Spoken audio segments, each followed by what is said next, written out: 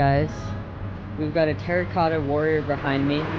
We've got Michael over to this side, and it's finally time after many days here in China to do the most epic, most iconic excursion you can do in China, and that's to visit the Great Wall of China, an amazing one of the world wonders.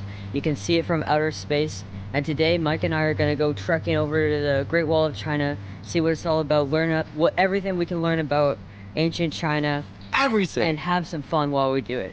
So I hope you stick around with us and click the subscribe button. Yeah, subscribe. And check out Mike Likes to Travel as well. Alright guys, let's get a DD travel taxi and get on our way. It's a bit of a hike there. So we made it, guys, and like everywhere in China there's all these cool little statues, some cute little pandas over there, and this big little fountain. Amazing gardening all over the place, and they carved the bush to look like the Great Wall. And I really love that about China, is they go above and beyond in terms of making things look beautiful and like fun and artistic.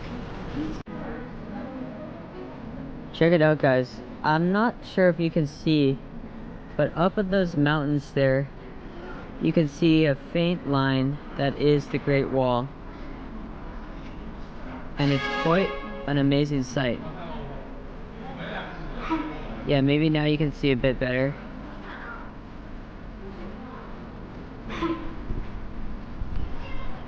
But you know, the wall stretches over 13,000 miles. And they worked on it for over a millennia. Used to defend themselves from some of the nomadic tribes that you find around Eurasia. I know, like Mongolia, maybe some people from Kyrgyzstan. It was originally built to defend China from its enemies. Okay, over here, guys, in English it says Ticketing Service Center.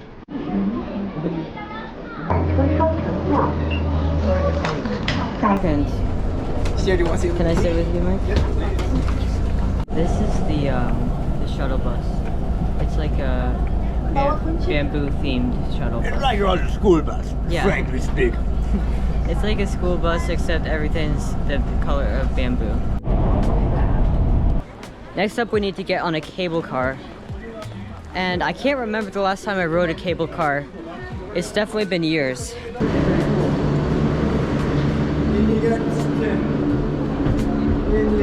Wow. I hope the door is closed. It starts out slow, but it gets fast. No, no caution. Now Tim went to Universal in Beijing, so stay tuned for Yeah. this video on that. But Tim, this is kind of like a little bit of a. It's like a bonus. Yeah. Is it like a roller coaster? Wow, look at that. Look how crazy this is. We're really going quite up, deep, steep up. Now look at that. Now, this is one thing I've noticed about China, which is really neat, is that China has some incredible infrastructure. The infrastructure is pretty new, it's massive, and it just works, and it handles a ton of people at a ton of time. So, but we're telling you, don't look down, sir. Don't look down, it's sir. It's even cooler back here. I should be filming this way. Sir, it's a far way down. So we're pretty much just going like straight up the mountain up here. It's hard to know which way is cooler. On trip, so it's like up and down, so they don't leave us stranded up there. Oh, Tim, look, that's my first glimpse of the wall. There's the wall, friends. You can see that. Imagine, Tico, people lugged so many stones To up the mountain. up the hill, Like, yeah. up the mountain to build here, like How would you even bring it up halfway, like? exactly, like Let alone all the way up, and then like thousands of stones and lay each one. hundreds of years ago. Yeah. It completed in the year 1300, it says, but they began in 700 BC. That's just a nutty. That's almost 2,000 years. That's just a nutty. No, it's in Wikipedia. That's nutty. Look at that. Wow, Whoa. that's so cool.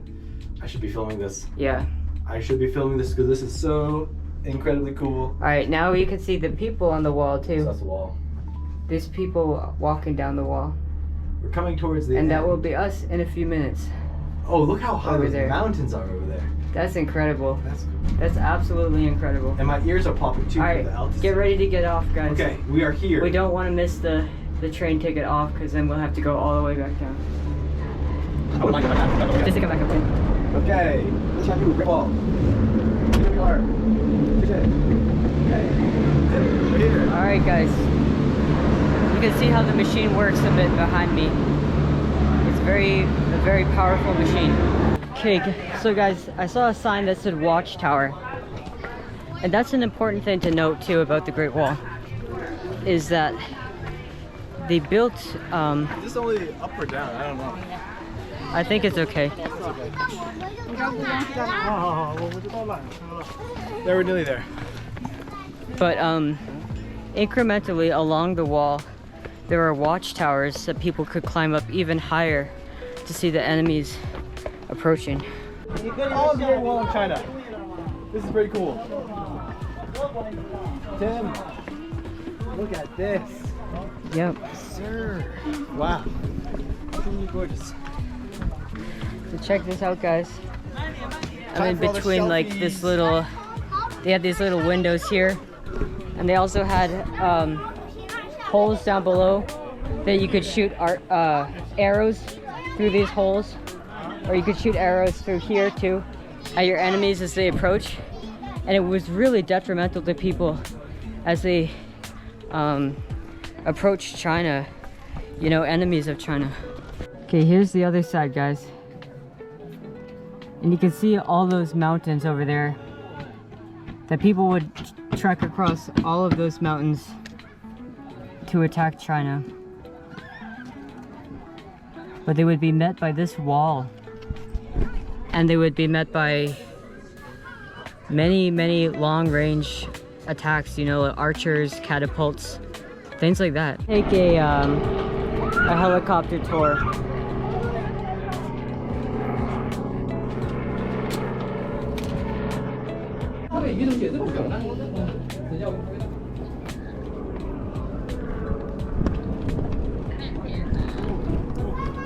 Definitely watch your step going down these stairs. You kind of have to go sideways. There's no railing. And now these steps are really shallow, so you have to be careful too. So see the helicopter?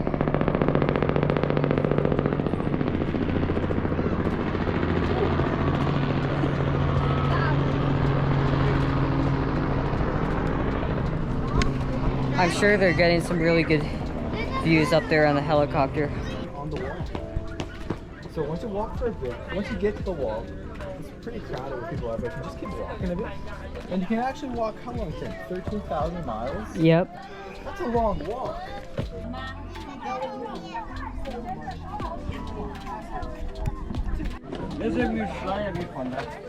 So guys, as we walk along here in the Great Wall, if you can believe it, we could walk along these steps, along this wall, for 13,000 miles, all the way down to the south of China. And that's an amazing thing to think about.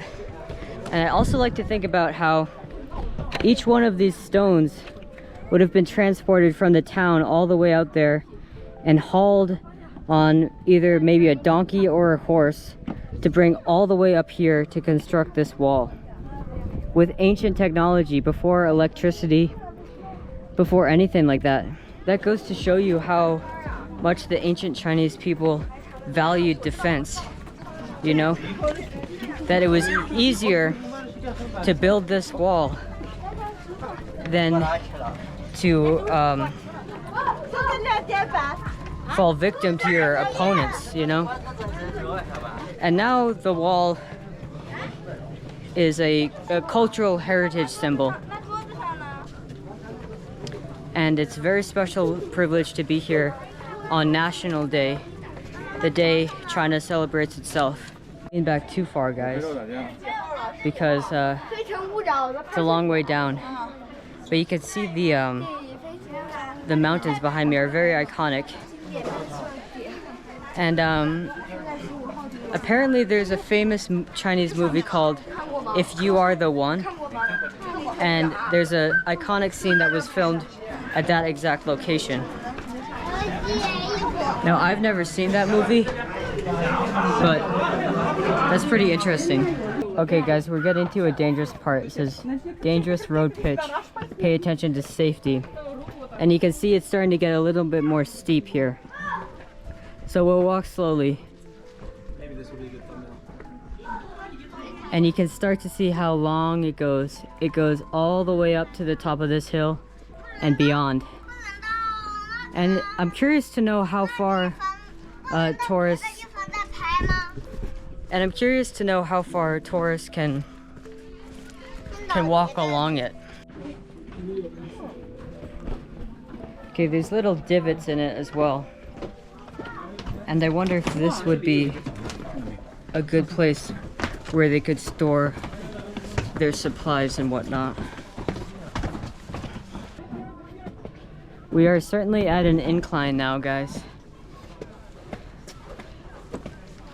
Yeah, these hills really remind me of Sapa.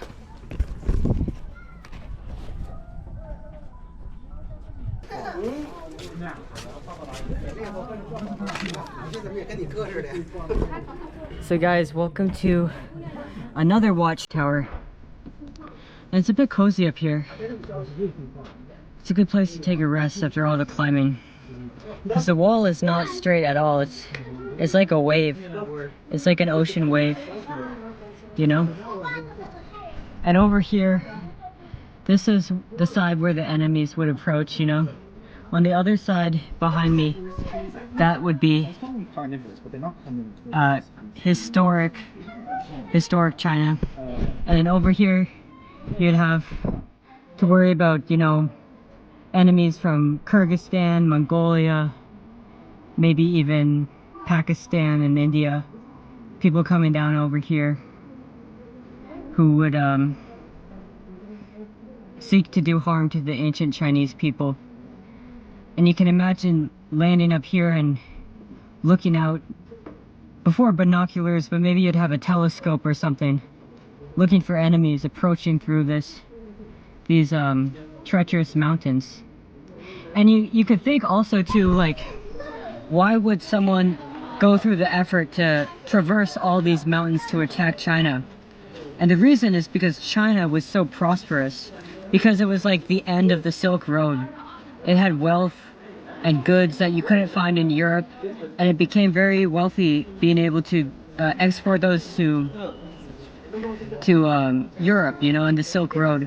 And also it was just like, it's such an old civilization that it's had so many thousands of years to perfect many things. There are many important inventions that are from China, such as paper. Did you know that paper comes from China originally?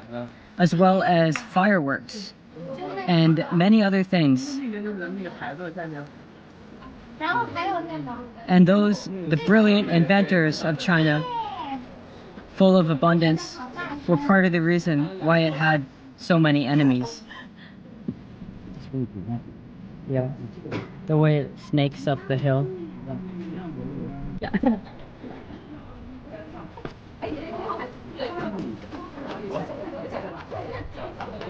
Little window, guys, and it's interesting. Like in this watchtower, you could probably scout out your enemies without them even knowing you're on top. If you were on the top, they might be able to see little hints of you, a glimpse of people moving around at the top. But down here, it's more undercover, so to speak. You see what I mean? A little bit more about the Great Wall. So the Chinese were already familiar with wall building techniques before the construction of the Great Wall. You know, they would build cities around they would build city walls, and those were of great help to defending the city. But it looks like here that the large quantity of materials was difficult. So builders always tried to use local resources. Stone was used in montane areas, while rammed earth was used while building in the plains. So depending on the climate that the wall is built in, they use different materials. And just that thought itself, that this wall stretches over multiple different climates, is really incredible. And it makes sense too. And let's learn more too about the watchtowers, like the one behind me. So there's up to 25,000 watchtowers to have been constructed on the wall. And as Mongol raids continued periodically over the years, they devoted considerable resources to repair and reinforce the walls. So that's interesting. Like, it's one thing to build the wall, but then to also maintain it is a whole other task that the Chinese people invested in. Okay, maybe I'm more out of the way here. So there's 25,000 watchtowers. That's incredible.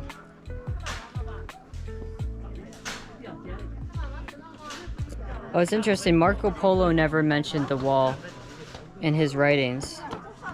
But the North African traveler Ibn Battuta, I recognize that name, who also visited China during the Yuan dynasty in 1346, had heard about China's Great Wall, possibly before he had arrived in China. He wrote that the wall is 60 days travel from the start to the finish. He associated it with the legend of the wall mentioned in the Quran. So the Quran mentions the Great Wall. But Ibn Battuta wasn't able to actually see the wall. Okay, that's too bad.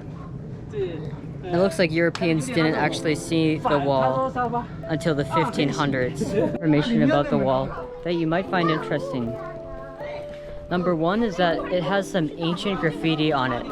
So some of the graffiti comes from a very, very long time ago. And that's interesting to think that people still did graffiti that long ago. And the second one is that there's a section of the wall that actually goes underwater, which is amazing to think about that. That even they try to block the water. And then the third fact I overheard was that there were people who successfully breached the wall. So it wasn't completely enemy-proof.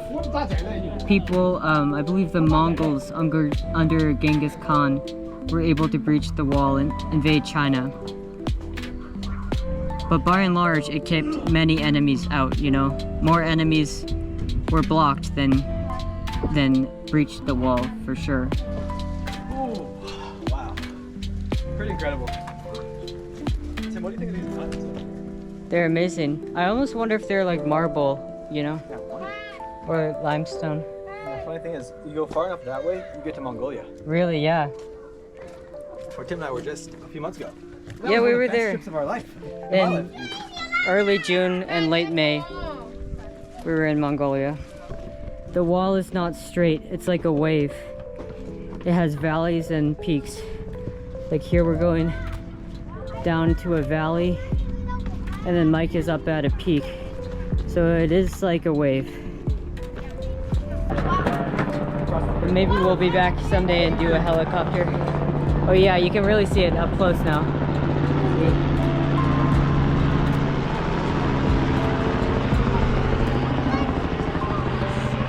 This looks like you could drain the water along here and then pour it out at a hole down in the valley there.